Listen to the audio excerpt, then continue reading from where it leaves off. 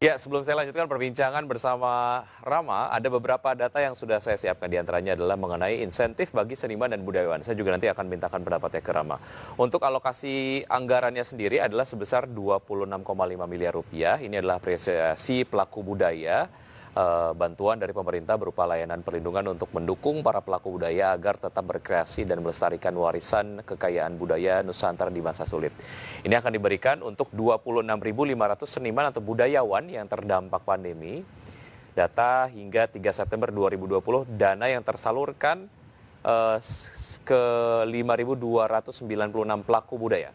Ini kita kompilasi datanya dari Kementerian Keuangan. Kemudian ada kriteria seniman dan juga pelaku budayawan penerima program apresiasi. Di antaranya adalah pelaku budaya yang tidak punya mata pencaharian lain selain kebudayaan ataupun berkesenian.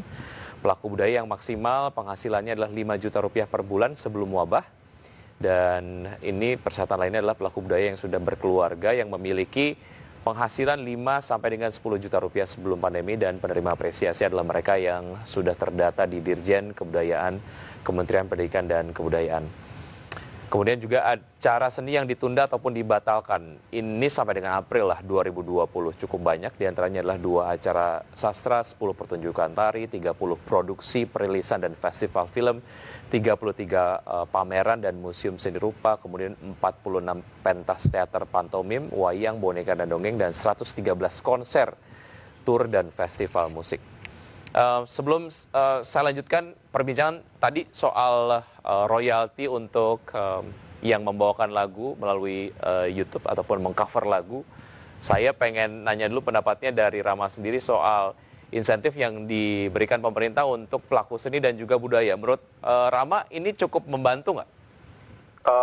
Jelas sih kalau misalnya memang sudah terjadi dan penyebaran insentifnya juga buat yang terdata itu benar, ini sangat membantu sekali. Di masa sekarang udah sangat membantu sekali, karena memang kenyataannya di lapangan ya pekerja seni itu udah inilah memang sudah sangat terdampak sekali sih saat ini kondisinya ya. Dan soalnya kalau buat saya sendiri juga saya ada bersama gitaris-gitaris yang senior juga donasi gitaris untuk Indonesia juga.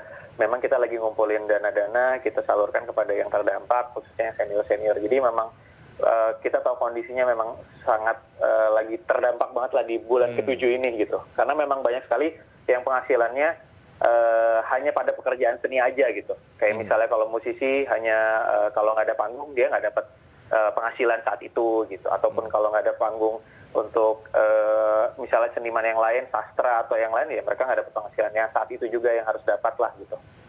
Ya intinya sih bergerak bersama supaya pekerja seni ataupun mungkin budayawan tetap bisa bertahan pada saat pandemi. Ya. Balik lagi ke pertanyaan tadi sebelum jeda Ram, soal royalti lagu yang di cover di YouTube. Ini juga cukup ramai belakangan. Nah, posisi Rama dan juga posisi Niji sendiri gimana? Ya, sebenarnya bisa dibilang kalau pandemik ini juga, kalau nggak ada pandemik ini orang pasti nggak berpikir lahan digital itu lahan yang paling besar. Gitu. Karena saat ini nggak ada lagi lahan yang income paling besar kecuali digital. Makanya mungkin sekarang ya untuk hak cipta kayak cover-cover dan lain-lain dibenarkan lah gitu. Jadi dari sini juga ada hikmahnya juga. Kalau menurut saya sih saya setuju kalau mengenai izin, apapun kan harus diizin karena kan pasti harus ke penciptanya dulu atau ke publishingnya dulu untuk izin gitu. Karena kan sebenarnya yang digunakan itu, yang dipermasalahkan adalah ketika karya seseorang dipakai lagi tapi tanpa izin ternyata menghasilkan, dan itu kan mestinya sudah ada royalti ke si sang penciptanya juga gitu. Itu yang dipermasalahkan gitu. Kalau hanya untuk sekedar cover tapi tidak membuat income buat dia, itu tidak masalah gitu sih. Tapi ketika sudah dimonetize mungkin ada profit sharing lah mungkin yang bisa dilakukan. Betul, ya Ram. Betul sekali. Oke, beberapa waktu yang lalu pada saat PSBB transisi, aktivitas sudah kemudian jalan normal lah. Ada beberapa gigs yang mulai diperbolehkan lah oleh Pemprov DKI Jakarta. Kita ngomongin skupnya adalah DKI Jakarta. Ya. Tapi begitu PSBB jilid 2 diterapkan kembali, aktivitas-aktivitas musik dan lain sebagainya itu totally shutdown lagi. Waktu itu kondisinya untuk Niji sendiri seperti apa? Kalau Niji sih kebetulan masih ada panggung-panggung ya, sebulan masih ada 1 atau 2. Kemarin pun juga sempat main di sebuah acara yang memang kan sebelum PSBB yang sekarang masih bisa dalam satu ruangan seperti 30 orang maksimal dan lain-lain gitu. Dan ya saya sih lebih sedih dengar teman-teman yang udah napas kemarin gitu ya, apalagi teman-teman musisi yang kerja di kafe, kan mereka sudah bisa main tuh gitu 2 minggu di awal.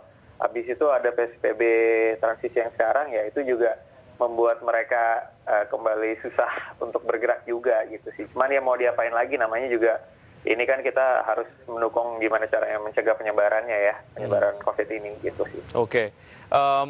Soal kolaborasi ataupun mungkin music producing lah pada saat pandemi ini, sejauh ini seperti apa, Ram? Ada kolaborasi-kolaborasi yang dilakukan nggak supaya survive-nya sama-sama nih? Karena mungkin ada misalnya penyanyi-penyanyi pendatang baru yang perlu komposer dan lain sebagainya. Ini juga dilakukan?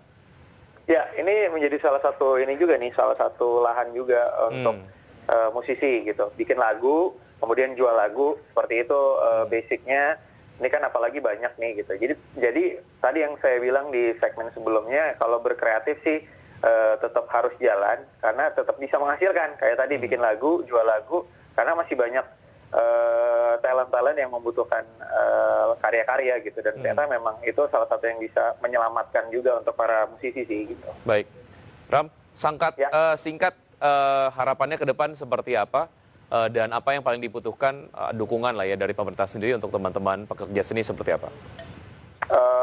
Harapannya mudah-mudahan sih, kita nggak tahu kapan berakhir, tapi mudah-mudahan cepat berakhir. Pasti itu harapan semua orang. Kemudian mudah-mudahan pemerintah lebih perhatian lagi juga lah ke pekerja seni, karena ketika pasti ada sebuah bencana atau masalah, pasti yang paling sering dilakukan adalah melakukan charity. Disitulah para musisi atau para seniman atau para pelaku seni sama-sama untuk berkumpul untuk mengumpulkan dana untuk charity buat teman-teman yang terkena bencana atau musibah gitu. Jadi mungkin lebih ke perhatiannya sekarang pelaku seni yang juga membutuhkan hal itu gitu. Itu sih nomor 1 sih gitu. Baik, ada dukungan-dukungan yang lebih proaktif dan juga betul-betul diberikan kepada teman-teman musisi ya. Baik, ya. Rama, terima kasih atas waktunya. Sama-sama, sukses, Wiki. Semangat terus. Salam untuk teman-teman Niji yang lain. Ya. Terima kasih, sampai jumpa. Sehat selalu. Dan pemirsa, Market Review akan kami lanjutkan usaha jeda berikut ini dengan pembahasan lainnya, tetap di IDX Channel.